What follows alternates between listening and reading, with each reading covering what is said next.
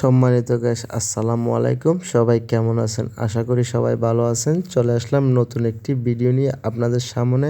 ভিডিওটা সম্পূর্ণ দেখে যাবেন। ভিডিওটা কিন্তু একটা বাথরুমের ভিডিও। আসলে গ্রাম অঞ্চলে যারা বাড়িঘর করেন তারা কিন্তু সবসময় 3 ইঞ্চি দেওয়াল দিয়ে ঘরবাড়ি করে থাকেন। এই যে দেখতে পারতেছেন এখানে একটি কমেট আছে, তারপরে তার পাশেই কিন্তু একটা টেবল রয়েছে।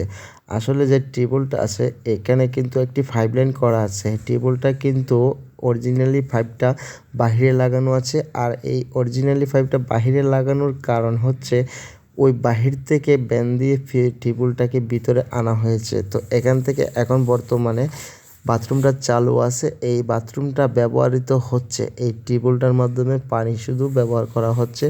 তো আপনারা যতক্ষণ বাথরুম করবেন অবশ্যই বাথরুমের কাজ কমপ্লিট করে ফেলবেন। ঘরের কাজ কিছু থাকলে পরে পরবর্তীতে করতে পারবেন। এভাবে যে বাথরুমটা ব্যবহার করলে কিন্তু বাথরুমের অনেক ক্ষতি।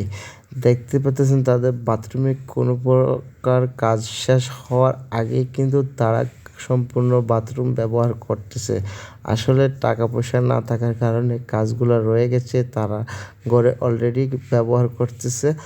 আর বড় কথা হচ্ছে এখানে একটি বাংলা কমেন্ট, তারপরে যে টেবলটা আছে এখানে কিন্তু আবার সেমভাবে এই এই বাংলা কমেন্টের এই পাশে যে টেবলটা আছে টেবলটা সরে যাবে।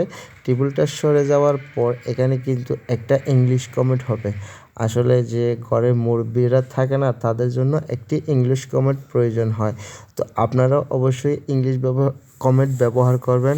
কারণ কি হচ্ছে, যাদের ঘরে অনেক মুরব্বী বৃদ্ধ লোক থাকে তাদের জন্য কিন্তু ইংলিশ কমেন্ট অবশ্যই অত্যন্ত জরুরি একটা বিষয়। কারণ তারা এই হাঁটুর ব্যথা এবং পায়ের ব্যথা থাকার কারণে কিন্তু এই বাংলা কমেন্টে বসে তারা এই পায়খানা করতে পারে না। তো যাই হোক, আর এই জায়গাটা দেখাচ্ছি, আসলে বাথরুমটা অনেক বড়। এখানে যে সাবানটা রাখা আছে এই জায়গাটার মধ্যে একটা বাথটাব হওয়ার কথা ছিল, কিন্তু তারা এই বাথটাব কিন্তু এখন করবে না। এখানে এই দিক দিয়ে দরজা দেখতেছেন, এই বাথটাবের যে জায়গাটা আছে এখানে কিন্তু বড় একটা বেসিন করবে। তারপরে পাইপলাইনের অনেক কাজ কাম আছে, এগুলো সম্পূর্ণ করা হবে, আপনাদের দেখতেই পারতেছেন। আর যারা বিল্ডিং করেন না কেন, আপনাদের বিল্ডিংয়ের রুমের ভিতরে যদি কাজ থাকে অবশ্যই রুমের ভিতরে কাজ রেখে দিবেন।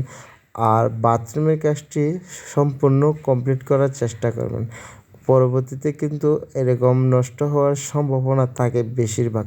বাথরুম কমপ্লিট না করে ব্যবহার করলে যে নিচের ইটগুলো আছে এটা পানিতে ভিজে কিন্তু অনেকটাই নষ্ট হয়ে যায়। তো ভিডিওটি যাদের কাছে ভালো লাগছে অবশ্যই ভিডিওটি শেয়ার করে দিবেন। আর ছোটো ভাইয়ের কথায় যদি কোনো ভুল হয়ে থাকে অবশ্যই সবাই মাফ করে দিবেন। ধন্যবাদ সবাইকে। আল্লাহ হাফেজ।